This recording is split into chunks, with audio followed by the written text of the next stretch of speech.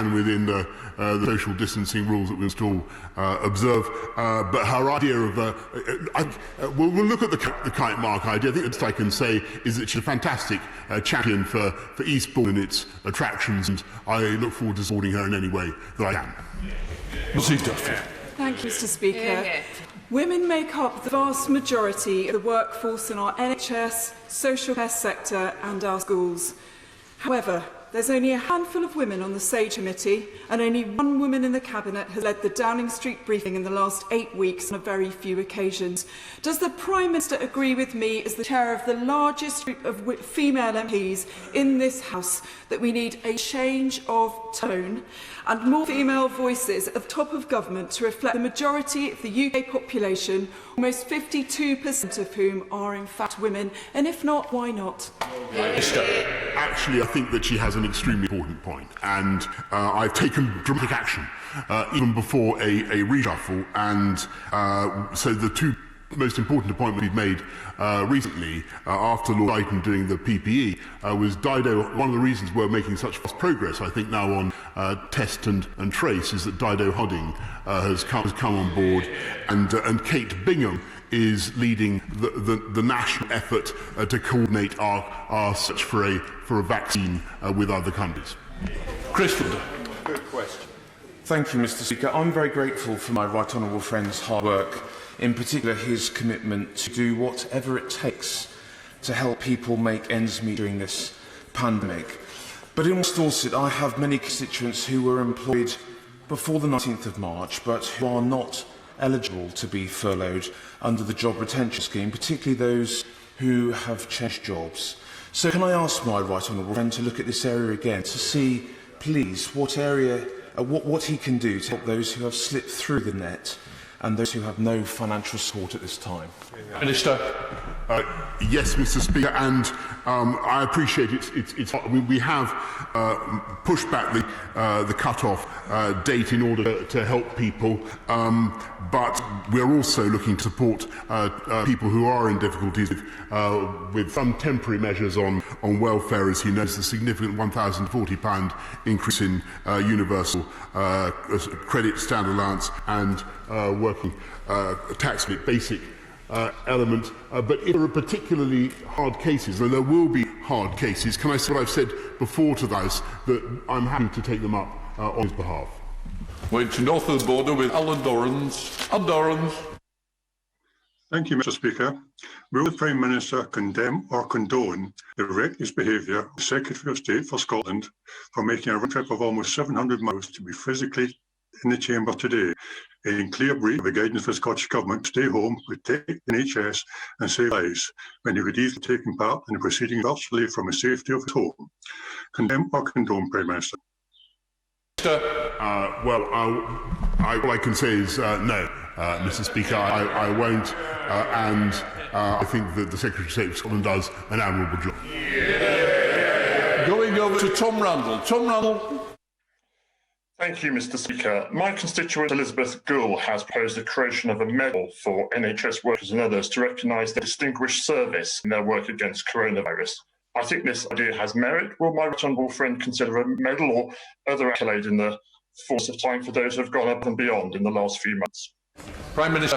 As I'm sure the whole House can imagine, we are indeed looking at the excellent suggestion made by my honourable friend's constituent Elizabeth.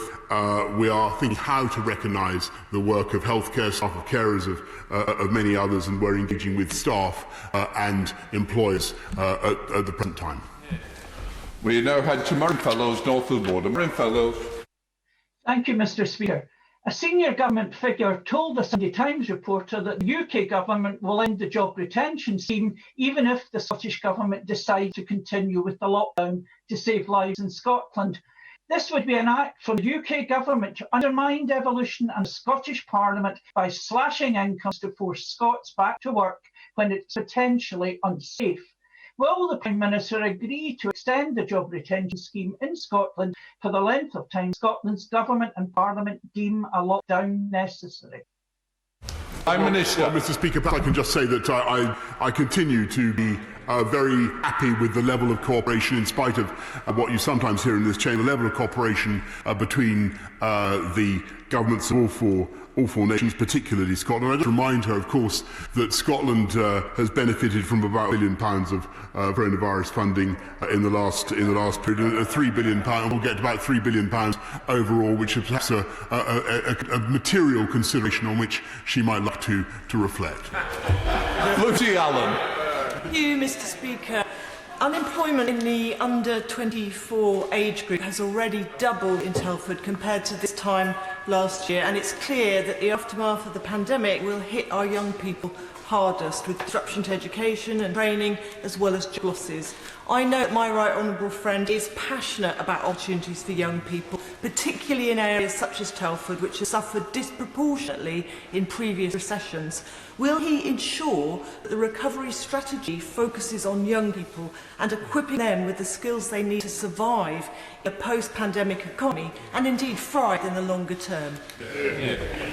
Prime Minister. She's absolutely right to speak up for the young people of Telford and their immense potential, and that's why we'll be supporting her and them with a new national skills fund worth £2.5 billion, so that young people can be at the very forefront of our effort to come out of this epidemic. That's the end of PMQs. Before the urgent question, I should say that I plan to allow a statement by the Chancellor of the Duchy of Lancaster on the UK's approach to Northern Ireland Protocol as part of the scrutiny proceedings. I will allow less time for the urgent question and the business statement in consequence. We now come to the urgent question to the Leader of the House. I will end the urgent question at 12:55. I call the Leader of the House, Mr Jacob Rogg, to answer the urgent question from Alistair Carmichael, as on the order paper. The Leader of the House should speak for no more than 3 minutes. Leader of the House. Mr Speaker, may I first recognise your commitment to ensuring the House operates as fully as it can, while adhering to guidance from Public Health England. Your dedication and that of the House clerks and digital team has been instrumental in establishing the hybrid proceedings that allowed us to return after Easter. But, Mr Speaker, as you have always agreed, the present arrangements were only ever envisaged as temporary because they fundamentally restrict the House's ability to perform its functions fully. Complaints about our debate becoming stilted, scripted affairs are one thing, and the impact on legislative scrutiny is another. Under the hybrid proceedings, the time this House is able to spend debating legislation faces being cut by around 2/3. I am sure all members will agree that each and every one of the 36 bills put forward by the government in the Queen's speech deserves the proper level of scrutiny. We have to recognise that if we persist with the present arrangements, it will become harder to make progress in a timely fashion. That is why, in line with government advice for those who cannot do their job from home, I am asking members to return to their place of work after Whitsun. We will not be returning to the crowded, bustling chamber of old. We will be observing social distancing. As a member of the House of Commons Commission, I was reassured yesterday by the progress being made in making the parliamentary estate a COVID-19 secure workplace. This work has been expertly led by Marianne Narski, the Head of Governance and Central Services, and I particularly commend her for her efforts to ensure that staff already coming in to work in the Palace have the support they need. Only yesterday, Mr Speaker, you organised the test of a new system for divisions that will ensure members can vote whilst remaining 6 feet apart. We will minimise the number of other pass holders on the estate, strongly encouraging MP staff and others to continue working from home. And we will continue to work closely together in consultation with members across the House, not least the Procedure Committee, on the appropriate next steps. We will need to understand from House authorities where adaptations can be implemented, as the Procedure Committee itself acknowledges is key, without prejudice to the House's ability to carry out its business effectively. At the same time, we will want to ensure that any steps taken are in line with the Government's advice to the country at large. I will consider the Procedure Committee's view very carefully and keep these issues under the review. But I would finally like to reassure those members with underlying health conditions who have been told to shield or are receiving specific government advice about their health that we are working with the House authorities to see how they continue to contribute to proceedings within the House. I will now call Alistair Carmichael, who is asked to speak for no more than 2 minutes. Alistair Carmichael. Thank you, Mr Speaker, and thank you for allowing this urgent question. Mr Speaker, I do not want this debate today to be all about members of Parliament.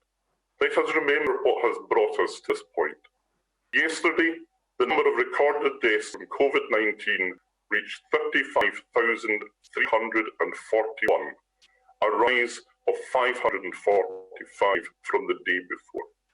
Today, the government's response to that is to insist that members of Parliament should undertake non-essential journeys, in my case, almost the entire length of this country, to stay in second homes. Something which, when done by leading government advisers, led to the resignation. If ever there was a case of do as I say and not as I do, then this is it. Mr Speaker, none of us is blind to the inadequacies of online scrutiny. Like many members, I find it to be stilted and artificial. But if it is a choice between that and putting the safety of members, their families and the staff of this House at risk, then that is no choice at all, and it should end only when it is safe to do so, and safe for all members, not just those who live within driving distance of Westminster. As trade union representatives explained to the Commission yesterday, the House of Commons is supported by approximately 3,000 employees. Is the leader really satisfied that we can bring MPs back on the 2nd of June while discharging our duty of care towards them? Many of them will be able to return to work without risk to themselves or those with whom they live. It is widely reported that the motivation for this over-hasty return is to get a support act behind the Prime Minister on Wednesday afternoon. It's even reported today that the leader yesterday suggested that a Commons Commission that to get more MPs in, perspex screens should be installed between the benches between members. Someone has obviously told them how things are being done in Tesco these days. Mr Speaker, we have demonstrated in recent weeks that the business of this House can be done from behind a screen, as we do right now, from behind a computer screen, not from behind a screen of perspex, the only purpose of which is to shield the government from scrutiny and the Prime Minister from ridicule. The Leader of the House must think again. Leader of the House. Mr Speaker, the point the right honourable gentleman was making about Prime Minister's questions is a fundamentally trivial one and beneath him, and therefore I shall ignore it. And I am very sorry that the right honourable gentleman doesn't think that proper scrutiny of the government is an essential task in a democracy. I think this is an extraordinary position for a former member of a government to take, and a leading figure, if the Liberal Party has leading figures, but a leading figure in the Liberal Party, to take. That democratic accountability is fundamental to how our system works. The right honourable gentleman from his area in the Shetland Islands tells us that a remote system doesn't work well enough, and then he says we should nonetheless continue with it. I think we have a duty of members of Parliament to return to doing our work thoroughly and properly and effectively, and that is what we will do in line with the government advice and the 5 tests and ensuring a safe working environment. And I would reiterate my thanks to Marianne Zarski for what she has done, because people working in the House, the employees of the House, are able to work safely, and the numbers expected to come in is not thought likely to rise significantly when the House returns at Whitsun. We've just lost the next member, so I'm going to go straight to Harvey Vance. Thank you, Mr Speaker. I thank the honourable member for Orkney and Shetland and you, Mr Speaker, for granting this urgent question. I just want to say to the Leader of the House that was a fantastic performance last week about democracy and parliamentary sovereignty. It was all style and no substance. If it wasn't so serious, I would have nominated him for a BAFTA. But, Mr Speaker, we have had a joint commission with the other place, and at a commission meeting we have had a briefing from Public Health England. Before his unilateral declaration that the government will not renew the temporary hybrid proceedings, did he have a discussion with Public Health England? What was their advice, and will he publish it? And I correct him again. He keeps saying that if others are going to work, the government expects us to go to work. We are at work. We are at work all times. And the government's own advice is, if you can work from home, then do so. That's still the government's advice on grounds of working and travelling safely. So can he confirm he is not contradicting government advice, and say how members are expected to travel down when there is a reduced service? Now, Mr Speaker, everyone knows someone who's been a victim of the disease, and not just suffering, but actually died. This isn't a bounce-back virus, as the Prime Minister said, or the survival of the fittest. We have a diverse workforce and the community in our community here, which we encourage. So what risk assessment has he asked to be made to ensure that members and the extra House staff required for return can return safely? Can the leader confirm that on returning to physical-only proceedings, that proper social distancing measures have been worked out and are sustainable in the chamber? And what was the extra waiting time for voting at the practice voting? This is not, Mr. Speaker, a battle of government good and everyone else bad, of shirkers versus workers, as some ministers have said. This is about Parliament being a good model employer. We need a phased return, not to overpower the NHS or overpower House staff, where everyone can be safe. And finally, can the leader confirm that the parliamentary estate is COVID-free? And does he agree with the scientific advice that it is about observed levels of infection and not about a fixed date? Leader of the House. Mr. Speaker, most of those questions were actually answered at the commission that we had on Tuesday, which the Right Honourable Lady is a member of, but unfortunately, may not. Because of a dodgy connection, we could hardly hear her during proceedings of the Commission, and perhaps she couldn't hear all the points that were made, because we had reassurance from the House authorities that, yes, this will be a COVID-19 secure workplace by the time we come back after the Whitsun recess, that a risk assessment has been carried out by the parliamentary authorities, and the enormous steps that are being taken to help and to assist parliamentary staff. So what is the House doing? Well, there is extra cleaning going on. These same mechanisms will be used to clean pads as used on the London Underground to try and ensure that there is safety. That the congestion charge is being paid for members of staff so that they can drive in, and the parking under Abingdon Gardens is being made available. Considerable steps have been made by the House authorities, as the Right Honourable Lady knows, to ensure that it is safe to work here. And is this in line with government advice? Yes, of course it is. The key question, Mr. Speaker, for honourable and right honourable members to ask themselves is, do they think that proper scrutiny and proper legislative processes are essential? If they are, we need to be here. If they're not, they can work remotely. It seems to me unquestionably that those proper processes are an essential part of our country functioning, and therefore we cannot do our jobs properly from home, and therefore that is in line with the government's advice.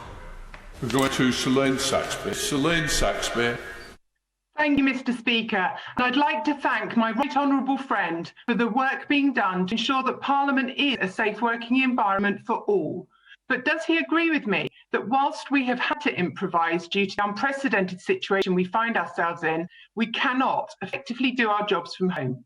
We should lead by example when asking the country to return to work, and we could improvise further in Westminster, for example, by taking advantage of more of the space available to enable more of us to participate fully and safely. Leader of the House. Thanks, Speaker. The government's advice is clear: work from home if you can. But what I and many others have increasingly realised is that this House can't work effectively without meeting physically. Take last week, for example. No debates on secondary legislation, no public committees, no delegated legislation committees. Compare that to a fairly standard and not particularly busy physical sitting week, such as the week commencing the 2nd of March. That week, the Commons considered the stages of 4 bills instead of 1, and 9 SIs instead of none. In addition to chamber time, the House held 7 delegated legislation committees and 4 public bill committee meetings. I therefore very much welcome my honourable friend's valid point that MPs' work is absolutely essential, and indeed we cannot do it from home. I will now call Thomas Shepherd, an SNP spokesperson who is asked to speak for no more than 1 minute. Thomas Shepherd. Thank you, Mr. Speaker. The position taken by the Leader of the House is reckless, cavalier and downright dangerous. Surely it is his job to make sure that elected members can represent the views of their constituents. Yet he now proposes to force members to make a choice between standing up for those who elected them and putting their own health and the health of others at risk. The Leader talks of an ancient right to enter Parliament. But what good is that right if it cannot be executed without endangering the lives of one's family and constituents? Switching off the computer and barring members from participating online will reduce the ability of members of Parliament to scrutinise the government. It is simply Orwellian to pretend that it will enhance it. Moreover, this will not affect everyone equally. Those who are older and suffer ill health will be disproportionately affected, as will those who live farthest away. So can I ask, has he undertaken an equalities assessment of his proposal? And does he think that removing the existing arrangements is compatible with the laws on equality of treatment of persons in the United Kingdom? Mr. Speaker, may I draw the honourable gentleman's attention to some remarks I made some moments ago when I said I would like to reassure those members with underlying health conditions who have been told to shield or are receiving specific government advice about their health. We are working with the House authorities to see how they can continue to contribute to proceedings within the House, and we recognise the importance of that, but we also recognise the need for business to continue. I understand that the Parliament in Holyrood is still meeting, with a third of members turning up, moving all over Scotland to get there. So I slightly think, what is sauce for the goose is sauce for the gander. We go to Bill Esterson. Bill Esterson. If the Speaker of the House thinks this is safe, he's trying to kid everyone and is fooling no one. It's the members of Parliament who have underlying health conditions. It's those over 70 who absolutely should not be going anywhere. It's those of us who have family members with underlying health conditions. And it's our staff who have those same challenges to face as well. How on earth, with so many members with underlying health conditions, age, or family members who are at risk, can this possibly be right? Can it possibly be democratic? And can possibly our constituents all be represented properly? I presume it means the leader, not the speaker. Indeed, Mr. Speaker. Well, you did say speaker, not leader. Leader of the House. Thank you, Mr. Speaker.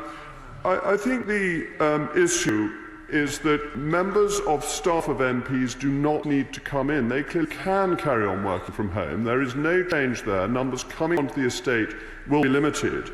But what I would say to the honourable gentleman is that we are facing exactly the same issues as other workplaces where working from home is not good enough. These are not unique to us. We are in the same situation as the rest of the nation. And we shouldn't think that members of Parliament are some special priestly caste who must be treated differently.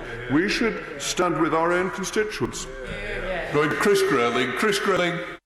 Thank you, Mr. Speaker. Can I welcome the comments of the Leader of the House? It is very clear to me that though the House authorities have done a fantastic job in seeing us through the last few weeks, this is not a sustainable way to run Parliament in the future.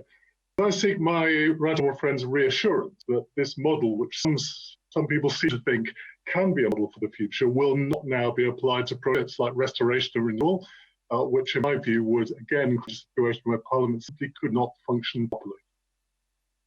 Leader of the House. Thank you, Mr. Speaker. I'm very grateful to my right honourable friend who has such experience as a former Leader of the House and knows and understands how this place ought to work. I think the measures that we used and that we are using currently are a remarkable achievement of the House authorities in a very particular circumstance. It is very unlikely that this way of operating would be suitable to other circumstances. Going to Liz Twist. Liz Twist. Thank you, Mr. Speaker. Just like our communities, this House is made up of people with a range of different situations, following government advice and Public Health England advice, shielding, self-isolating or with child or elder care responsibilities arising from these unique COVID circumstances, yet continuing to represent their constituents, though they can't be here in person. So can the Leader of the House tell us what arrangements will be in place to make sure that all members can continue to take part fully in the work of Parliament in person or virtually? Leader of the House. Mr. Speaker, I'm grateful to the Honourable Lady, and the point she raises is a very serious one, and one that has been considered by both my office and by the House more generally, and there are discussions that will continue over Whitsun to try and work out how those people receiving specific medical advice or being instructed to shield may help to participate in proceedings once we return, how the technology may work with regard to that. But the importance of the point is one that we understand. We go to Kate Griffiths. Kate Griffiths. Thank you, Mr. Speaker. I welcome the commitment from the Leader of the House to ensure those members who are vulnerable will not be disadvantaged and will be able to continue to represent their constituents in the House. Can the Leader of the House confirm that these arrangements will also be available to members who, like many working parents, rely on grandparents who might be in the vulnerable category to supplement childcare and therefore cannot travel to Westminster at this time? Leader of the House. Mr. Speaker, we are listening obviously to the representations people are making about the difficulties that they face with regard to attending the House, and the Procedure Committee has looked at a number of these issues and written to you, Mr. Speaker, in relation to physical proceedings. I've had representations from a number of members, but the reality is that Parliament is most effective when it meets physically. Hybrid parliamentary proceedings have only allowed a small proportion of Parliament's functionality to take place, and they have limited, as we see in this session with members being cut off, they have limited the ability of members to represent their constituencies across the country.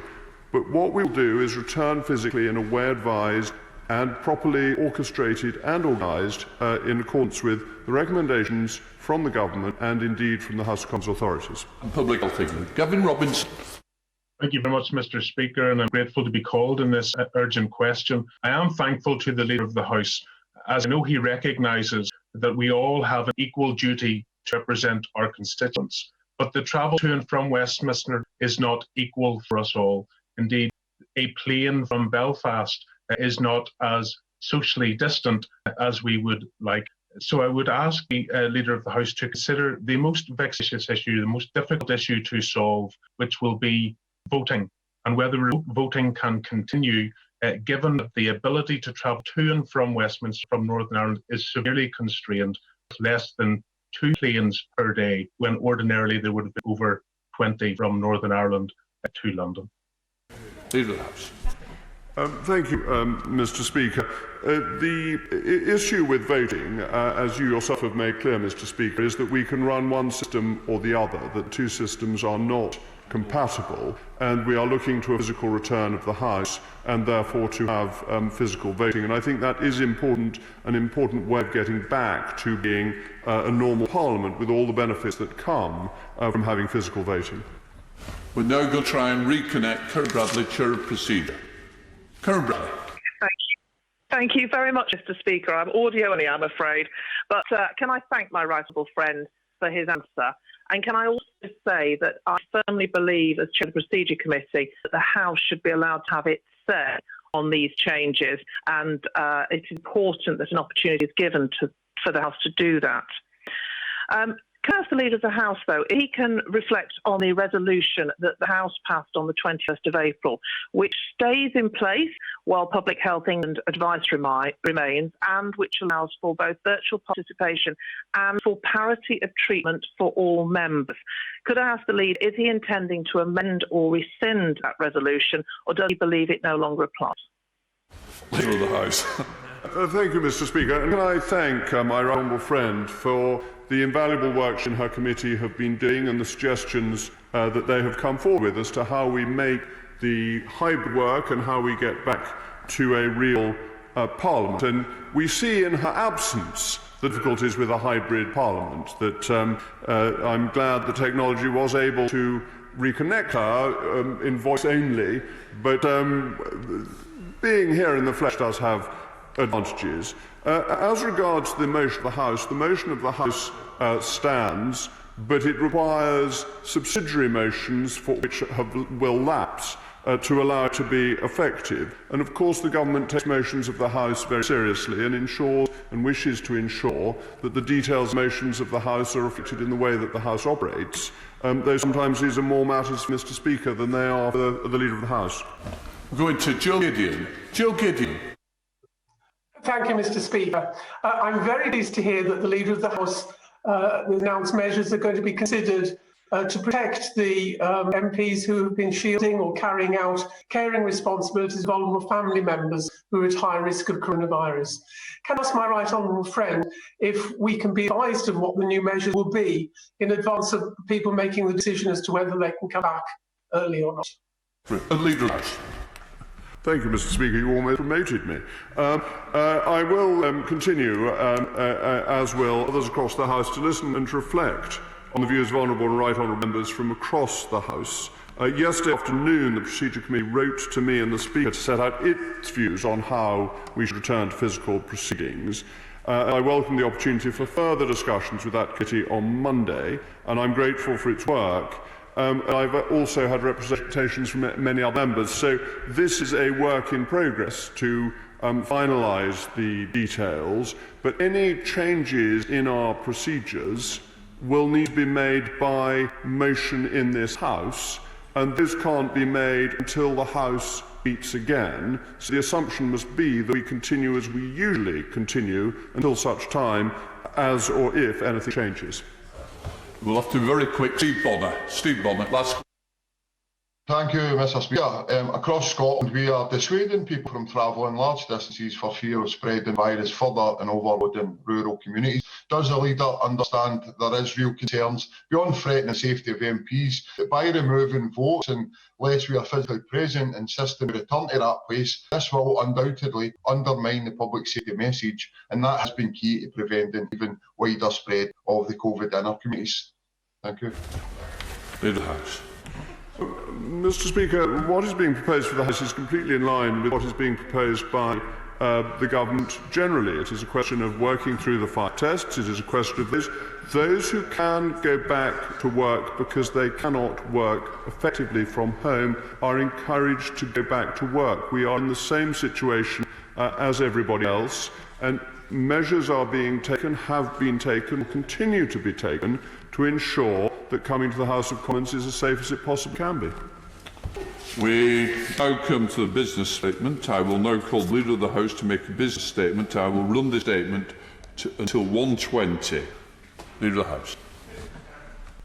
Mr. Speaker, the business for the week commencing the 1st of June will include Monday, the 1st of June, the House will not be sitting. Tuesday, the 2nd of June, second reading of the Parliamentary Constituencies Bill. Wednesday, 3rd of June, consideration of a business of the House motion, followed by all stages of the Corporate Insolvency and Governance Bill. Thursday, the 4th of June, remaining stages of the Sentencing Pre-Consolidation Amendments Bill, Lords, followed by a debate on a motion relating to the EU's mandate for negotiating a new partnership with the UK. Friday, the 5th of June, the House will not be sitting. Now call Valerie Valls with up to 5 minutes. Valerie Valls. Thank you, Mr. Speaker, and can I thank the Leader for the business statement. And there we are. We've got sitting up until Thursday with a hybrid virtual Parliament, so it can be done. But I just want to ask the Leader to start with, can he ensure that the government makes a statement on the guidance of people returning to work on the first day back, people returning to work here safely on the first day back?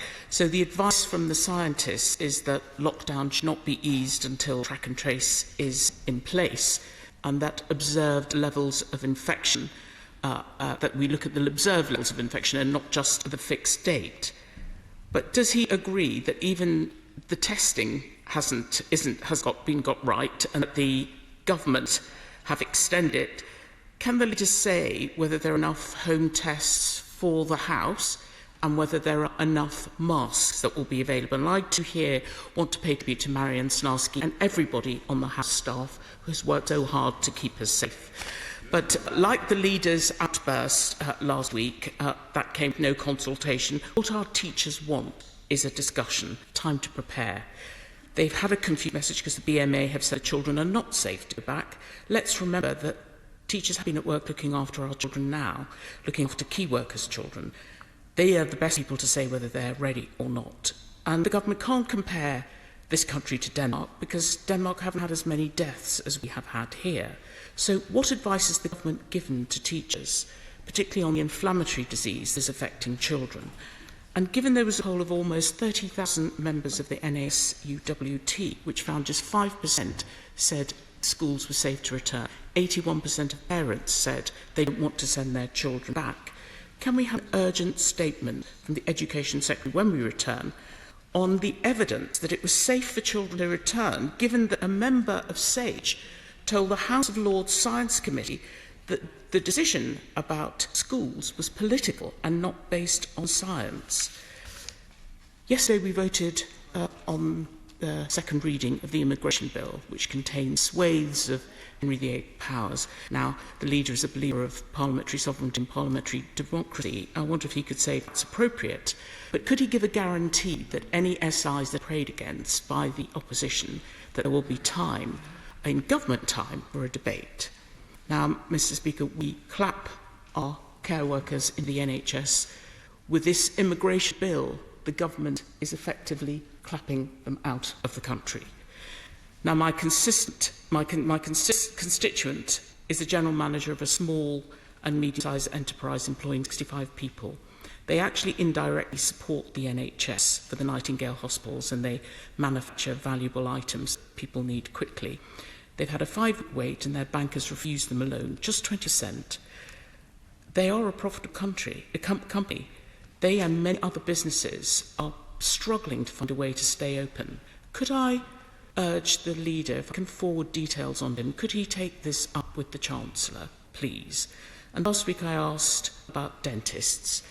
Could he follow up with the Secretary of State? It was mentioned in the House on Monday. We didn't get a response. The regulatory body to check PPE for dentists returning, and again, they're a small business hoping to help our country return back to normal. There is an issue about their PPE. Could he ensure that major PPE company fast track, and this is a powered air filtered PPE face masks, particular to dentistry? We haven't had an answer on that.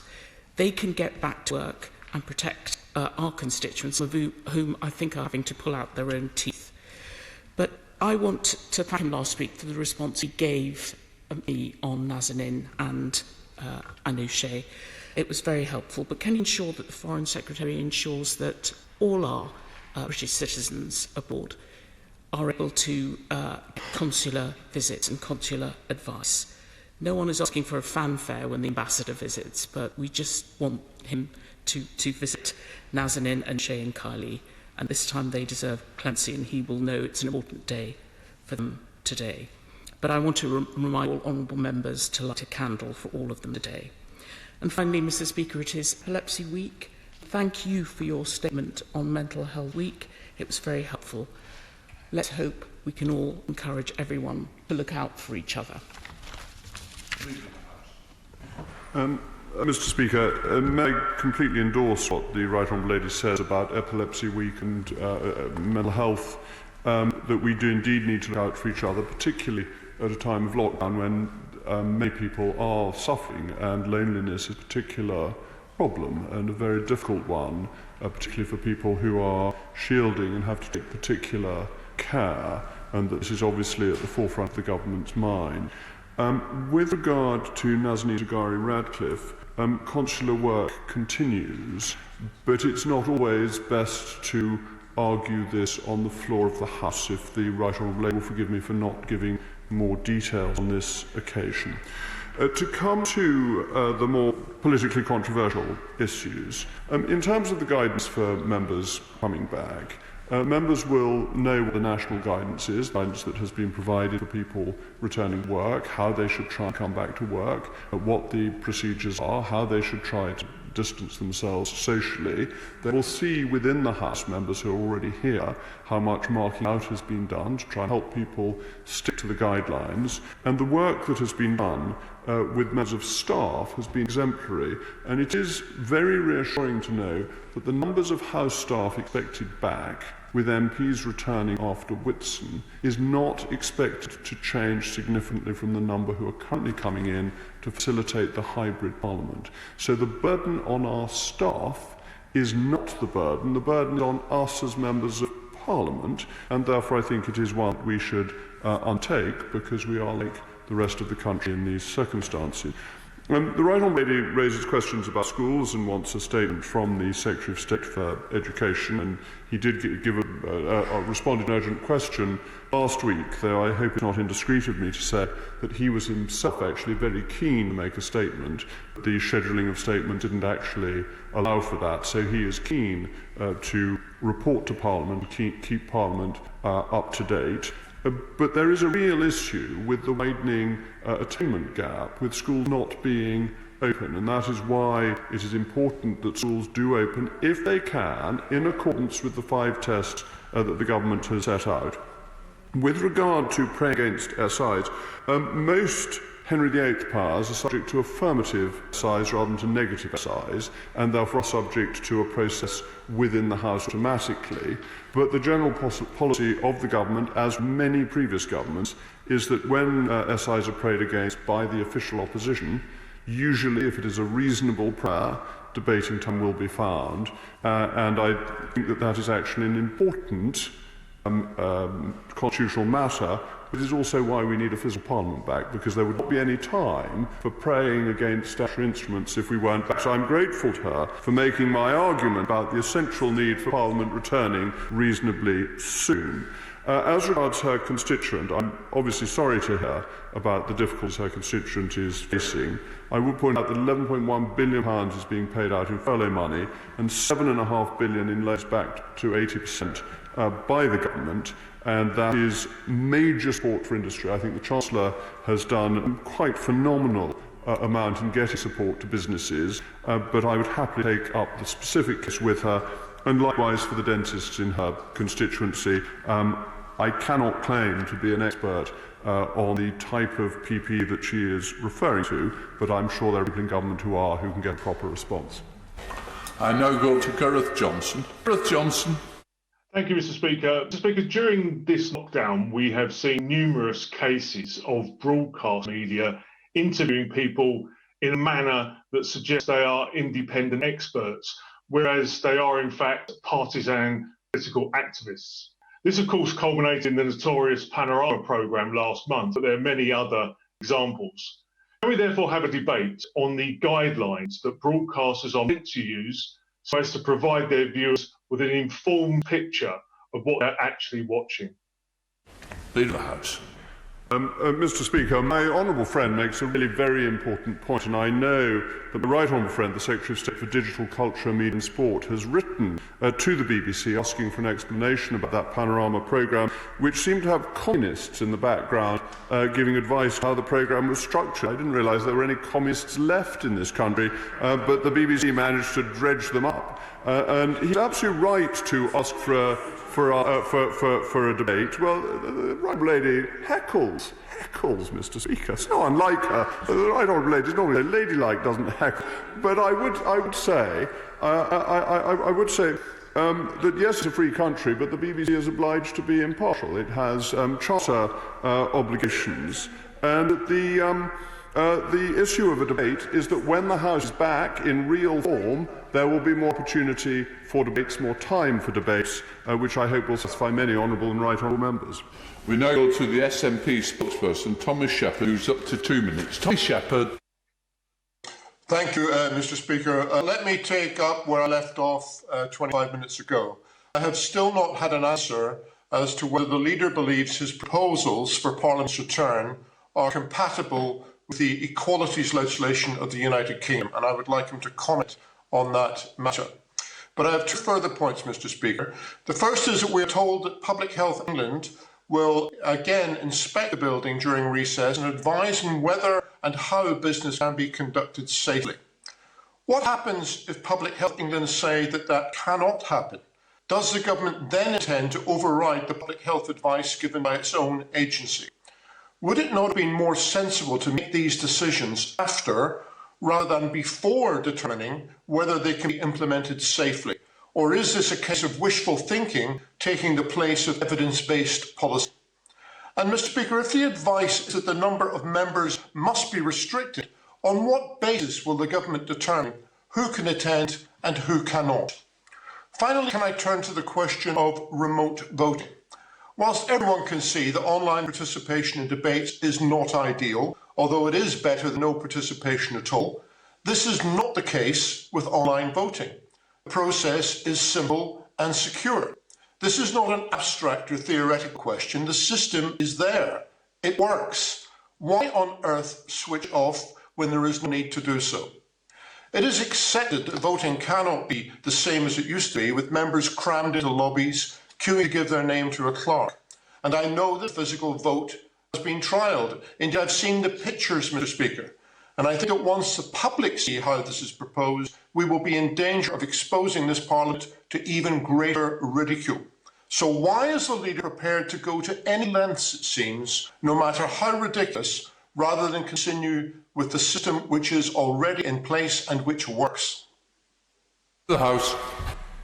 Mr. Speaker, the honourable gentleman is of course a separatist, and he gives the game away when he refers to even greater ridicule because the honourable member doesn't wish this Parliament to be the Parliament of the United Kingdom. He wants to separate himself from it, and therefore uses every opportunity to ridicule it, which I'm not sure is entirely helpful, or the views of the majority of members. As regards remote voting, there was a very clear undertaking that it would be temporary.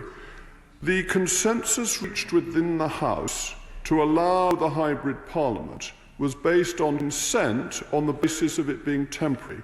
If people want to make an argument for the longer term about remote voting, they're absolutely entitled to do so, and no doubt the Procedure Committee will look at it. But that is an argument for another day. I would be acting in bad faith if I did not deliver on the commitment to those who never wanted remote voting in the first place. It didn't stop at the point at which we returned to a physical Parliament. As regards how will numbers be kept down, there's a well-tried and tested pairing system, and discussions are going on between the whips, so I expect that any member who is concerned about coming here will not have to attend or not be whipped to attend. With regard to Public Health England, Mr. Speaker, you and the spokesman for the Commission are probably better placed to answer these questions, but Public Health England has been involved in many discussions. The House authorities have liaised very closely with PHE throughout the whole process. That's why these markings are down. That is why, Mr. Speaker, your plan for effectively a roll call division is being tested and worked rather well yesterday, rather than using the division lobbies. That is on advice, so that is being followed, and we are acting in line with other businesses that are planned to come back to work. Well, finally, as regards his question on whether we're obeying the law, of course the House of Commons and Her Majesty's Government are obeying the law. We now go to Stephen Hammond. Stephen Hammond. Thank you, Mr. Speaker. My right honourable friend was undoubtedly correct in his answer to the shadow leader a moment ago when he said the government support for employment, business and industry has been extraordinary and hugely impressive, especially the retail, leisure and hospitality industries. However, many companies that supply those industries aren't covered by those provisions and risking the future of those industries because they're experiencing difficulties. So could we have a debate in government time on the future of UK hospitality and leisure and companies that supply them? Leader of the House. Thank you, Mr. Speaker.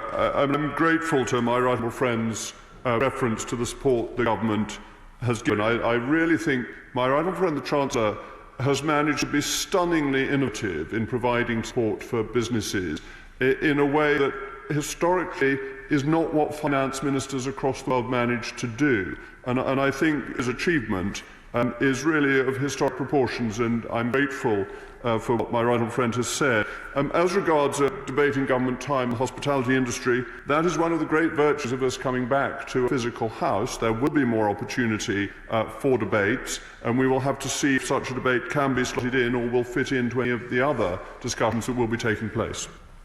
We go to Immerns. Immerns. Very grateful, Mr. Speaker, and welcome to a very warm, sunny Gateshead. I note from the leader's statement that a general debate on Thursday, 4th of June, has been facilitated. Mr. Speaker, the members of the Backbench Business Committee and applicant backbench members across the House will be disappointed to learn there is no place for any backbench business debates if the House returns in the first week of June. In particular, there are many aspects of the government's response to the coronavirus pandemic that members across the House wish to see aired and answers to concerns and questions again from ministers. Could the Leader of the House facilitate that as soon as possible, please? And Mr. Speaker, could the Leader of the House please confirm, if we return on the 2nd of June, will we confirm that select committees upon which I sit will still be meeting virtually? So I will have to travel 300 miles to attend select meetings virtually from my office in Westminster. Leader of the House. Mr. Speaker, if the background is anything to go by, the sun is very bright in Gateshead, almost blindingly so. On the last point, the motion of select committees runs till the 30th of June and is then renewable at the discretion, Mr. Speaker, of you, and therefore that is a matter for you, and it would be wrong of me to trespass on your prerogatives. I'm being heckled by the Speaker now. As regards the debate on the 4th of June, the motion that is being put forward in relation to European negotiations is a statutory obligation of the government to provide time for it. So it is not like a backbench business debate. However, I have a great deal of sympathy for what the honourable gentleman is saying. I understand there is a widespread demand for backbench business debates, for a wide range of debates, as we see in these sessions every week, and that once we get back to normal, there will be more opportunity to ensure we get back to complete normal rather than semi-normal. Going to Jack Brereton. Jack Brereton. Thank you, Mr. Speaker. Can I firstly just thank the Leader of the House for the reassurances he has given on safety so that Parliament is able to return physically as soon as possible. Areas of the country like Stoke-on-Trent, where we need to level up our economy, would be hit hard by the impacts of coronavirus. So could we please have a debate in government time about continuing and redoubling the levelling up agenda so we see investment into areas that have historically missed out? Leader of the House. Mr. Speaker, I'm very grateful to the point made by my honourable friend, assumed from his wonderful constituency, which I visited for a Conservative tea last year when we were still able to move around the country.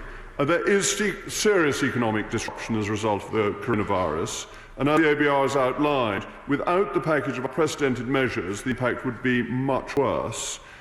Councils have been given £3.2 billion of extra money, and there's a further £2.6 billion in business rate payment deferred coming from central government. But I agree with him entirely. We have to think of ways in which to grow the economy of our whole nation, and I would encourage him to speak to the Business Secretary. But I would add once again, once we're back normally, there will be the opportunity to have these important debates. Emma Hardy, going to Emma Hardy. Thank you, Mr. Speaker. Hull's proud status as a maritime city is at risk of being tarnished because of the damaging actions by P&O ferries, who appear to be using COVID-19 crisis to replace UK seafarers with exploited Filipino workers who are paid much less and forced to work much longer hours, putting the safety of everybody aboard the ferry at risk. My honourable friend member for Hull East has raised this before, and now the situation is even more urgent. Please can we have a statement in the House from Minister of Maritime on how the government is going to protect UK seafarers' jobs? Leader of the House. Thank you, Mr. Speaker. This has been raised in the House before, indeed, and it is something that the government is aware of. I will take it up with the Department for Transport so that a fuller answer can be prepared for the Honourable Lady. Now go to Nigel Mills. Nigel Mills. I'm sure the Leader will have seen the sad news from Rolls-Royce today, potentially thousands of redundancies at their Derby plant. Will you be able to find time for a debate on how we can best support people to find new work after this crisis is over in light of all these large amounts of redundancies that might keep happening? Leader of the House. Mr. Speaker, my honourable friend is raising a point that will affect many of us in many constituencies, that the effect of the coronavirus, as the Chancellor explained to the House of Lords Economic Committee, is of greatest seriousness and depth, and how we recover from this is going to be something that the Government and Parliament will want to consider and debate very carefully. I would of course reiterate that once we're back normally, there will be so much more time to debate. Go to Dr. Lisa Cameron. Dr. Lisa Cameron. Many thanks, Mr. Speaker. Can we have a statement on the importance of having a disability-inclusive COVID-19 response It is Mental Health Awareness Week, and a letter written to the Prime Minister by the Disability All-Party Group that I chair has been co-signed by 101 parliamentarians across both houses, advising that people with disabilities need additional support at this time. Many are lonely, anxious and isolated. This is a very urgent matter that the House should address. Leader of the House. Mr. Speaker, I absolutely accept this is a very important issue, and that support for people with disabilities is crucial, and the government has a good record of supporting people with disabilities over the last few years, and that is something that we'll continue with, and that the instance of COVID-19 is a further reason to remember and to help people with disabilities. We go to Dr. Julie Lewis. Dr. Julie Lewis. May I appeal to the government for a statement on the plight of those people, many approaching retirement, with endowment mortgages that are due to mature in the middle of this COVID crisis. Such a statement would give the government the opportunity to urge companies like the Prudential, for example, to extend the maturation date until normality returns and the yield enables people's mortgages to be cleared in the usual way. The House. Mr. Speaker, my right honourable friend is absolutely right to refer to people with endowment and the difficulty they face. Having spent a lifetime before politics intervened in financial services, there is never an obviously right time to redeem investments. So the difficulty would be the government intervening, setting a new time, and that time not necessarily being any better than the existing time. And I think for me to give financial advice from the dispatch box would be singularly unwise, but I will take up his point with the Treasury. Go to final question, Stella Creasy. Thank you, Mr. Speaker. The Leader of the House has said that MPs being in Parliament will enable proper scrutiny. If that return to Parliament has to be physical, can he tell us what provision there will be made for MPs and their staff who have childcare or caring responsibilities? I know he's not a fan of the nanny state, but not all of us have nannies. Leader of the House. Mr. Speaker, not all have 6 children either, which I'm very lucky and fortunate to have. I absolutely understand, therefore, that child-caring responsibilities. All my children are quite young. The nursery in the House of Commons is open. Members of Parliament are key workers, and therefore schools are available in England for their children. As regards MPs' staff do not need to come back from Parliament. Speaking certainly for my own staff, they are working extremely well and extremely hard from home, and it is the first time I've ever had the opportunity to thank them publicly for the remarkable work they do for my constituents in North East Somerset. And I'm sure many of us feel the same about their parliamentary staff, that they do not need to come back to the parliamentary estate. Right. As previously announced, we now come to the statement by the Minister for the Cabinet Office. I'll run this statement until 1:50. I call the Right Hon. Michael Gove, who should speak for no more than 8 minutes. Michael Gove. Thank you very much, Mr. Speaker. With your permission, I'd like to make a statement on the government's approach to implementing the Northern Ireland Protocol as part of the withdrawal agreement with the European Union. The protocol exists to ensure the progress that the people of Northern Ireland have made in the 22 years since the Belfast Good Friday Agreement is secured into the future. The Belfast Agreement is built on the principle of consent. It was ratified by referenda in Northern Ireland and Ireland, and the agreement is crystal clear that any change in the constitutional position of Northern Ireland within the United Kingdom can only come if the majority in Northern Ireland consent to any change. The vital importance of consent is recognised in the provision for any alignment in the protocol to be disapplied if Northern Ireland's political representatives conclude that it is no longer desirable. Embedding that recognition of consent in the protocol was intrinsic to its acceptance by the government.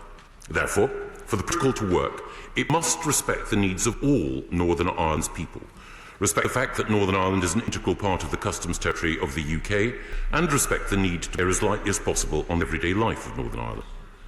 Although there will be some new administrative requirements in the protocol, these electronic processes will be streamlined and simplified to the maximum extent. And as European Commissioner's own negotiator, Michel Barnier, has spelled out, the protocol's procedures must be as easy as possible and not too burdensome, in particular for smaller businesses. As is so often the case, but not always, Ms Barnier is right. The economy of Northern Ireland is heavily dependent on small and medium-sized enterprises. Subjecting traders to unnecessary and disproportionate burdens, particularly as we wrestle with the economic consequences of COVID-19, would not serve the interests of the people of Northern Ireland for whom the protocol was designed. And the protocol text itself is explicit that implementation should impact as little as possible on the everyday life of communities. So in that context, it's important for us all to recall that the clear majority of Northern Ireland's trade is with the rest of the United Kingdom. So safeguarding the free flow of goods within the UK's internal market is of critical importance to Northern Ireland's economy and people. Today, we're publishing a command paper that outlines how the protocol can be implemented in a way that would protect the interests of the people and economy of Northern Ireland, ensure the effective working of the UK's internal market, and also provide appropriate protection for the EU single market, as well as upholding the rights of all Northern Ireland citizens. Now, delivering on these proposals will require close working with the Northern Ireland Executive, underscoring once again the significance of the restoration of dormant institutions in January. And I'd like to put on record my gratitude for the constructive approach which has been shown by Northern Ireland politicians, including the First Minister and Deputy First Minister, as well as honourable members from across this House. There are 4 steps we'll take to ensure the protocol is implemented effectively. First, we will deliver unfettered access for NI producers to the whole of the UK market. No aligned to Great Britain goods movements should take this as they do now. There should not be export declarations or any other processes as goods leave NI for GB, and we will deliver unfettered access for Northern Ireland goods through legislation by the end of this year. Second, we will ensure that there are no tariffs on goods remaining within the UK customs territory. In order to ensure that internal UK trade qualifies for tariff-free status, there will need to be declarations on goods as they move from Great Britain to Northern Ireland. But these systems will be electronic, administered by UK authorities.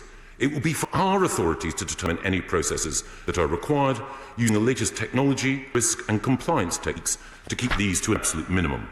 And that will also allow us to deliver on our third key proposal, which is that implementation of the protocol will not involve new customs infrastructure. We acknowledge, however, as we've always done, that on agri-food and live animal movements, it makes sense to protect supply chains and the disease-free status of the island of Ireland, as has been the case since the 19th century. That will mean some expansion of existing infrastructure to provide for some additional new processes for the agriculture and food sector, but these processes will build on what already happens at ports like Arn and Belfast, and we'll work with the EU to keep these checks to a minimum, reflecting the high standards we see right across the UK. There is no such case, however, for new customs infrastructure, and as such, there will not be any. Fourth, we will guarantee that Northern Ireland businesses will benefit from the lower tariffs that we deliver through new free trade agreements with third countries. This ensures that Northern Ireland businesses will be able to enjoy the full benefits of the unique access that they have to the UK and EU markets. These 4 commitments will ensure that as we implement the protocol, that we give full effect to the requirements in its text to recognise Northern Ireland's place in the UK and in its customs territory. As we take the work of implementation forward, we will continue to work closely with the First Minister, the Deputy First Minister, with Northern Ireland MPs from across parties, and also the business community and farming groups that have provided valuable feedback for our approach. And of course, we've already guaranteed in the New Decade New Approach deal that the Northern Ireland Executive has a seat at the table in any meeting where Northern Ireland is being discussed and the Irish Government is present. Alongside that, there will be a new business engagement forum to exchange proposals, concerns and feedback from across the community on how best to maximise the free flow of trade. We will ensure that those discussions sit at the heart of our thinking. Mr. Speaker, we recognise that there will be a wide range of voices and responses to our command paper. We will listen to these respectfully while we continue to put our own case with conviction at the Joint Committee. Our approach will, of course, continue to be informed by extensive engagement with businesses, politicians and individuals right across communities in Northern Ireland. We stand ready to work with the EU in a spirit of collaboration and cooperation so that a positive new chapter can open for Northern Ireland and its people in every community. And it's in that spirit that I commend this statement to House. Thank you. We now call Rachel Rees, who has 4 minutes. Rachel Rees. Thank you, Mr. Speaker, and I thank the Minister for advanced sight of his statement and the command paper. During the election campaign, the Prime Minister told Northern Irish businesses that if they are asked to fill in any extra paperwork, then they should call him personally, and I quote, "I will direct them to throw that form in the bin." On the 22nd of January, when the Prime Minister was asked in this House whether this meant unfettered access between Great Britain and Northern Ireland and Northern Ireland and Great Britain, he said, and I quote again, emphatically yes. For the first time today, on page 7 of the command document published, it says that there will be some new administrative requirements. Checks on animals and agri-food will be a significant escalation of what currently takes place and will mean a border management system that is quite new in terms of its scope and scale. In the document published today, it says that we will need to expand some existing entry points to provide for proportionate additional controls. So can the Minister confirm what proportion of animal and agri-food products he expects will require additional physical checks? Will these checks take place at ports in Northern Ireland? Physical checks require a product to be taken off the lorry, opened, inspected, tested and quarantined until deemed legitimate. That's quite a burden. Can the Minister confirm that there will be physical checks, or indeed that there definitely won't be physical checks? A quote from the document published today: some new administrative processes for traders, including electronic import declarations requirements and safety and security information for goods entering Northern Ireland from the rest of the UK, apply. This is no small matter, Madam Deputy Speaker. Import declarations can require 40 separate data points, and the HMRC have estimated that each declaration for shipment could cost between £14 and £56. Can the Minister confirm the number of checks and costs of those checks to businesses? For the 1.8 million goods vehicles that crossed from Great Britain into Northern Ireland last year, that certainly adds up. On the issue of tariffs, the Government has previously promised that no tariffs on goods traded either way between Great Britain and Northern Ireland. And indeed have said no tariffs, fees or charges or quantitative restrictions. But for the first time today, the Government has accepted that there will be tariffs on goods entering Northern Ireland. It says in the command document that goods ultimately entering Ireland will face tariffs, or goods that are clear risk of doing so will face tariffs. So can the Minister say who will be levying or administering those tariffs? What does clear risk mean, and who will define it? Could we have a situation of tariffs applied and later reimbursed? And if so, what would the timetable for that be? In the command document it says, we will produce full guidance to business and third parties before the end of the transition period. Madam Deputy Speaker, it doesn't give much time for businesses to prepare for what could be quite profound changes. The Minister says that goods moving from Great Britain to Northern Ireland don't need to be checked because the majority will remain in the UK. And this is a hugely important point. Indeed, 70% of goods that flow from Great Britain to Northern Ireland are destined for the high street. I hope a way can be found forward so that those goods can move freely. But command paper accepts some new administrative processes for traders, including electronic import declaration requirements and safety and security information for goods entering Northern Ireland from the rest of the UK apply. So can the Minister confirm that this will include rules of origin checks, safety and security checks and import declarations? And if so, where and how will those checks take place? There is no mention in the document published today of a trusted trader scheme that is surely essential for ensuring the free flow of goods without tariffs from Great Britain into Northern Ireland, which we all want to see. To finish, Madam Deputy Speaker, we welcome the statement today, but it does expose the broken promises made by the Prime Minister. Today there has been an admission for the first time that there will be additional checks, that there will be tariffs on goods at risk of entering the single market. Even now, many fear that the Government are not willing to admit the full extent of those. We have 7 months to get this right, and we must. Mr Michael Gove. Thank you very much, Madam Deputy Speaker. I'm grateful for the welcome that the Honourable Lady gives to the approach that we are taking. I'm grateful also for her commitment and party's commitment to support the implementation of the protocol in a way which safeguards the gains of the Good Friday Agreement. She makes the point that there will inevitably be, as a result of the implementation of the protocol, checks on not just animals, but also agri-food products. But as she's aware, those checks already exist for live animals. It is the case already in the Port of Larne and Port of Belfast that checks are carried out. So we will, of course, exercise any new checks on agri-food products in a proportionate way, But by doing so, we imagine that the proportion of goods that will need to be checked will be very minimal, and of course, because of the very, very high standards that we will maintain in this country on SPS matters, people can have absolute confidence that the quality of goods which is being placed on the Northern Ireland market is of the highest level. She also asked about the cost of these checks. We'll be working with HRC in order to ensure that these checks are as light touch as possible and integrated, for example, into the operation of returns and other processes with which businesses are already familiar. And we're confident Northern Ireland's businesses and indeed HMRC can work collaboratively in the course of the remaining 7 months before the transition period ends in order to have a system that is operational, light touch, effective and unobtrusive. She also makes the point about tariffs. Well, of course, tariffs would only apply in the case of there being no zero tariff, zero quota free trade agreement with the European Union.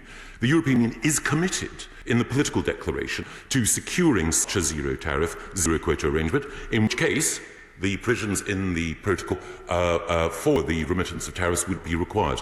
But as made clear in paragraph 27, to which I refer the Honourable Lady, if it were the case that there were no agreement and that tariffs did have to be levied, the government would make full use of the provisions in the protocol to give us the power to waive and or reimburse tariffs on goods moving from Great Britain to Northern Ireland, even where they're classified as at risk of entering the EU market. So there would be no additional cost for business. The approach that we've taken, as the Honourable Lady knows, is designed to ensure the maximum level of security the businesses of Northern Ireland, and if the protocol is implemented in line with our approach, that means they will have unfettered access to the rest of the UK's internal market and also free access to the EU's single market. That is a great prize and one that I believe all businesses in Northern Ireland would want us to help them to grasp. I call Mrs. Theresa May. Thank you, Madam Deputy Speaker, and I'm grateful to my right honourable friend for his statement. Will my right honourable friend confirm that as from the 1st of January 2021, the Northern Ireland, i.e. a part of the United Kingdom, will be required to abide by EU regulations on certain goods until at least 2024 and potentially indefinitely? Minister Gove. I'm very grateful to my right honourable friend for her question, and we take this opportunity to pay tribute to her work during her time as Prime Minister in order to ensure that the position of Northern Ireland could be secured within the United Kingdom, even as we left the European Union. And it is the case that there will be EU regulations, aspects of the key that will apply in Northern Ireland to 2024. But of course, she draws attention to a very important point, which is that if the workings of the protocol are viewed by the people and the parties of Northern Ireland as onerous, too much, intrusive and unacceptable, then they have the opportunity to vote them down in 2024, which is why it is so important that we design an approach which can continue to command consent. I call Pete Wishart, who has 90 seconds. 90 seconds. Thank you, Madam Deputy Speaker. And what we seem to be presented with today is another episode of Schrödinger's border, one that's both there but not quite there, and it's all dependent on what side of the EU negotiations you happen to be on. UK ministers have repeatedly said that there'd be no border or any checks down the Irish Sea. We now know that's not exactly the case I heard in the last response there. From the very beginning, the possibility of this was crystal clear, given what's in the withdrawal agreement and the need for a level playing field between the EU and Northern Ireland. We all know that there are customs checks between the rest of the UK and Northern Ireland. Why doesn't this UK government just acknowledge that fact? And the EU have said that there must be the introduction of customs procedures and formalities in Northern Ireland for all goods traded between Northern Ireland and Great Britain. Madam Speaker, there's been no discussions about this with the Scottish Government, even though we'll be placed at a competitive disadvantage to Northern Ireland because of these arrangements. And we would give our national right hand to have the arrangements and the competitive advantage that Northern Ireland will have. So why can't we get some of these if Northern Ireland doesn't want it? Madam Deputy Speaker, these negotiations need skill and guile and dexterity. I think what we've seen again today is that we've got a government who just singularly are not up to it. Minister Gove. Well, thank you very much, Madam Deputy Speaker. Skill, guile and dexterity are all virtues that we associate with the honourable gentleman. So if he wants to join the government negotiating team, I'd be more than welcome to have him on. On board. But the point about the requirement for custom infrastructure and customs checks is a misunderstanding on his part. We want to ensure, as he recognises in his question, that the people and businesses of Northern Ireland have an opportunity to benefit both from their secure position within the United Kingdom and access the EU market. Northern Ireland's history, its traditions and its geography put it in a unique position. But the proposal we put forward today means there is no need for customs infrastructure, and at the same time, the Northern Ireland stays within the customs territory of the United Kingdom. I know that he's an enthusiast for border posts, and he'd want to have them not just in Belfast, but at Berwick. But my own view is that our United Kingdom is better off without them. I call Simon Hall. Thank you, Madam Deputy Speaker. If we're correct to presume that any paperwork will be actually digital, can my right honourable friend assure me that there will be compatibility between the IT systems of HMRC and the European Union in order to ensure that that system can work swiftly and smoothly? And he mentioned in his statement consultation, we've been hearing in the Select Committee inquiry on this important issue, a precious little, engagement with the business community by his department.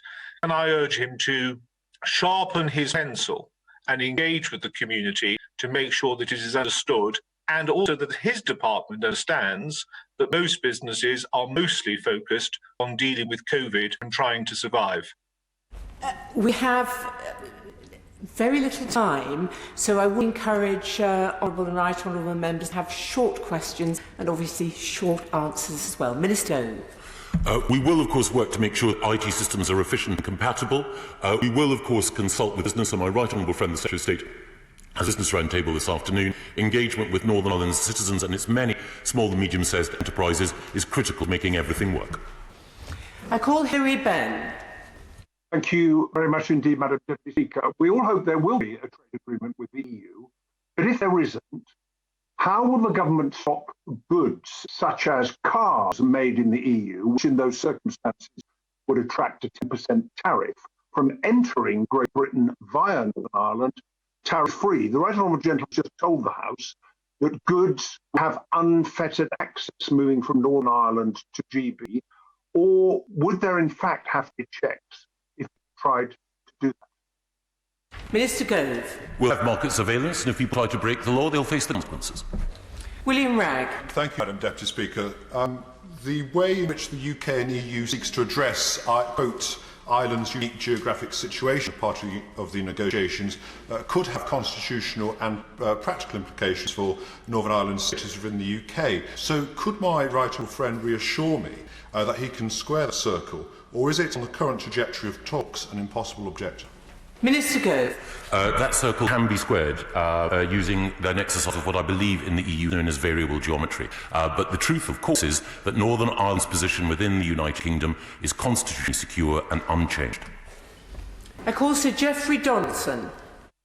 Thank you, Madam Deputy Speaker. The Secretary of State will be aware that we voted against the withdrawal agreement because of the Northern Ireland Protocol, but we welcome the clarity that this statement brings today, that Northern Ireland will remain part of the UK customs territory, that there will be no new customs infrastructure, that there will be no tariffs on goods flowing between Great Britain and Northern Ireland, and that Northern Ireland businesses will have unfettered access to the Great Britain market. Will the Secretary of State and his team continue to work with us and with the business community in Northern Ireland to ensure that these matters are taken forward and that Northern Ireland remains an integral part of the UK single market? Minister Gove. I'm very grateful to Right Honourable Gentleman for his question, and yes, we absolutely will. Our whole approach is making sure that the protocol, which of course was welcome in many quarters in Northern Ireland, now that it is law, is implemented, but implemented in a way that goes with the grain of Northern Ireland opinion and reflects the interests of Northern Ireland's peoples, which he so eloquently defends. I call Owen Paterson. Thank you, Madam Deputy Speaker. I welcome my right honourable friend's statement confirming Northern Ireland's continued position as an integral part of the United Kingdom and customs territory, and also respecting that you will deliver what apparently are contradictory demands of the protocol, which fundamentally require respect of the single market and not damage its integrity. And it seems to me that the Alternative Arrangements Commission came up with very sensible suggestions which would conform to all this, would square the circle, and that would be enhanced authorised economic operators. And I wonder if my right honourable friend could work with some leading companies who ship goods across the Irish Sea in both directions, set up trials rapidly over the next few weeks, so that by the autumn, whether we have a free trade agreement or not, we are in a position to present the European Union with a practical solution to continued unfettered trade across the Irish Sea in both directions. My right honourable friend, who is a brilliant Northern Ireland secretary as well as a brilliant DEFRA secretary, absolutely right.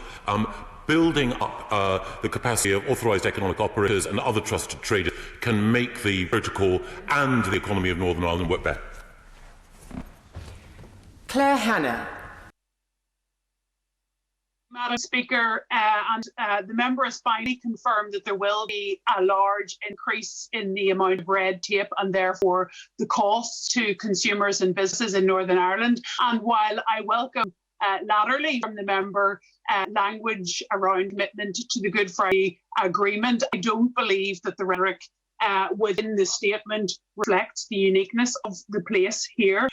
Would the member accept that every divergence and every further political choice that his government chooses to make in pursuit of castles in the air trade deals with the United States increases the level of checks required in the Irish Sea, and that in fact the only way to ensure that there aren't fettering and barriers to trade is to soften Brexit? Minister Jones. I'm grateful to the Honourable Lady. No, I don't accept that. I think that the primacy of the interests of Northern Ireland businesses and indeed the primacy of Northern Ireland's people is at the heart of our approach towards implementing the protocol. The Good Friday Agreement depends on consent across Northern Ireland from unionist, from nationalist and from non-aligned individuals, and we want to make sure that their interests come first through the light-touch approach that we propose. Julian Smith. Madam Deputy Speaker, I do welcome the command paper, but we do now, as my right honourable friend has said, need to quickly reassure the unionist grassroots on their fears as to the exact nature of the processes referred to, and to those nationalist online voters who have serious concerns about leaving the EU. Above all, on this issue of business, I'm not sure we've got 7 months. I mean, businesses and I, as in the rest of the UK, have got their back against the wall with COVID. Please, please, please, will he use all of his energy to work with them on exactly what they will need and a constructive approach with the EU to getting a practical solution? Minister Gove. Yes, I'm very grateful to my right honourable friend. We wouldn't have been able to make progress in this way if it had not been for him and the New Decade New Approach document that he was responsible for bringing to life the Northern Ireland Executive, which he helped restore. So I'm very grateful to him, and he's absolutely right. We've got to get cracking, which is why I hope we'll have positive engagement from the EU, as well as the positive engagement that we're going to have with Northern Ireland's business. Kirsten Oswald. Thank you, Madam Deputy Speaker. Last November, the Prime Minister told Northern Irish business leaders there'll be no forms, no checks, no barriers of any kind, and he said he'd recommend any such forms be put in the bin. But of course, the Secretary of State's paper today does refer to administrative processes, and it notes the potential for these to be disproportionately burdensome. That being the case, does he not appreciate that the need to try for clarity on what his government actually means and how it might actually be implemented is yet another reason why we must have an extension to the transition period? Minister. I don't think we need an extension to make these processes work, just need goodwill on all sides. Dr. Andrew Morrison. The arrangements my right honourable friend has described are potentially good news for businesses and consumers in Northern Ireland, a great opportunity. But can I press him on what he describes as very minimal checks? Does he mean the 4% of imports that are currently checked coming into the United Kingdom, the 1% that are physically checked? Does he mean more or less than that, since clearly the European Union thinks substantial checks will be required, presumably exceeding those levels, because it's setting up a bureaucracy in Belfast to cope with it? Minister Gove. My right honourable friend, it's a very good point. The number of checks that are currently required as goods move into the United Kingdom, often from jurisdictions that don't have such high SPS standards as we uphold. We will continue to have high SPS standards, so the proportion of physical checks required is almost certain to be fewer than are currently required for goods coming from outside. Sammy Wilson. Thank you, Madam Speaker. The withdrawal agreement and its separate arrangements for Northern Ireland will always be offensive to unionists, regardless of what alliances the government tries to make. But will he give us an assurance that at least any of the arrangements in this will be totally in the control of the UK government and not the EU, and the government will resist all attempts by the EU and the European Court of Justice to dictate how business regulations and human rights laws should be applied in Northern Ireland? Minister Gove. The honourable gentleman makes a very good point, and it is the case that it's for the UK government to be responsible for the application and the delivery of the protocol. We are one customs territory, we are one United Kingdom, and it's in that spirit that we've said to the EU that we don't think it's a good idea for them to establish a new mission in Belfast. Because, again, as the honourable gentleman knows, that will be seen by many in Northern Ireland as unnecessary and not in keeping with the spirit of the Belfast Agreement. Peter Bone. Thank you, Madam Deputy Speaker. When I was in business in the 1990s, exporting all over the world, I just wanted to know what the rules were, then I would comply with them, and then I'd sell my goods. Could the Secretary of State assure the House that the rules will be made available to business in Northern Ireland at the earliest possible opportunity, and then they'll get on with doing business? Minister Gove. Yes, we will apply a principle which I know he will recognise, which is KISS. Keep it simple, Sonny. Wendy Chamberlain. Thank you, Madam Deputy Speaker. Twice this year I've come to Northern Ireland oral questions and asked the Minister and the Secretary of State for Northern Ireland, will there be checks? The same question. Twice I was told no, but now the Minister today is saying yes, there will be checks in some form. So I would ask, will his colleagues come to House to correct the record and also to detail their assessment of the financial impact such checks are likely to have on the Northern Ireland economy? Minister Gove. There won't be any customs infrastructure. There won't be, save in the specific example of agri-foods and products of animal origin, the requirement for physical checks of kind, of which I believe she has expressed concern. It will be the case that we will implement these principles in a way that has the lightest possible touch, so that Northern Ireland's businesses, wrestling with COVID-19, the brightest possible future. Catherine West. Speaker, the Prime Minister's advice to Northern Ireland when he last visited was to throw any board forms in the bin. Does this remain the government's advice, and does this apply in a no-deal Brexit scenario? Minister Gove. Well, the whole point of the protocol is that it's part of the withdrawal agreement. We can't have a no-deal scenario because the withdrawal agreement is a deal. I, in a spirit of generosity, know that which means that if we have an Australian-style trading relationship rather than a Canadian-style, will the protocol apply? The protocol exists for just such an eventuality. As for bins, there'll be no need for forms because it will all be done electronically. Gavin Robinson. Thank you very much, Madam Deputy Speaker, and welcoming the insertion of substantial to the test whether goods are at risk for further transit into the European Union. Could I ask the Chancellor of the Duchy of Lancaster to indicate how realistic he thinks it is that the Commission will agree to that insertion, and give us a progress report on the pragmatic development of what is considered to be a good at risk of further transit? Minister Gove. Well, the honourable gentleman knows that the majority of Northern Ireland's trade is with the UK, a smaller portion is with the Republic of Ireland, and that the amount of produce that goes from GB through NI and into Ireland is very, very small. So we're taking a risk-based approach, and we're saying to the European Commission, we know that you want to safeguard gains that Northern Ireland has made in the last 22 years. One of the best ways to do that is to recognise that in the same way as Chairman Mao said that the Kingdom of Heaven was upheld by both men and women, so the Belfast Agreement depends on support of both nationalists and unionists. Felicity Burken. Will my right honourable friend assure me that the interests of Northern Ireland will always be as important as those of the rest of the United Kingdom? Ms Gove. Yes, I think it was Margaret Thatcher who said that Northern Ireland was as British as Finchley, and that has always been my view. It is, of course, the case that the Belfast Agreement recognises the particular history, traditions, geography and conflict that existed in Northern Ireland. The people of Northern Ireland have decided and voted consistently to remain part of the United Kingdom. I celebrate that. Thank you. That concludes scrutiny proceedings. I'll suspend the House for 5 minutes until 1:58. Order. Order.